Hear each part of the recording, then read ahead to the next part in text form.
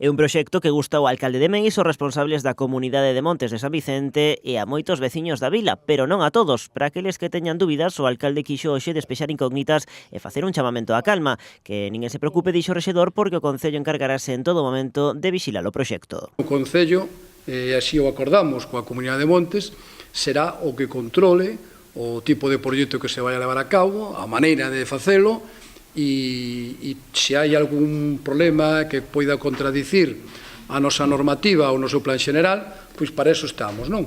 Será o Concello o que controle e vixie se hai algún problema ou algunha dificultad neste proxecto. O rexedor non ve problemas, pero sí moitos beneficios. Di que o parque acuático xerará riqueza, creará emprego e que ademais será máis que respectuoso co medio ambiente. É un proxecto que se vai integrar ao 100% no medio natural, e máis, nós destacamos sempre a importancia da natureza e non a da acuática, o parque acuático, e prácticamente non vai a modificar a aerografía do terreno, vai se adaptar perfectamente. Malia que algúns veciños da zona onde se vai erguer o complexo acuático non acaban de ver con bos ollos o proxecto, o presidente da comunidade de Montes cree que vai resultar moi beneficioso. Fai un paralelismo co momento da construción da autovía do Salnés, que tamén xerará reticencias entre algúns veciños. Consideramos, e así estamos convencidos, a mellor nos engañamos, pero creo que non, de que eso vai generar, digamos, alrededor do parque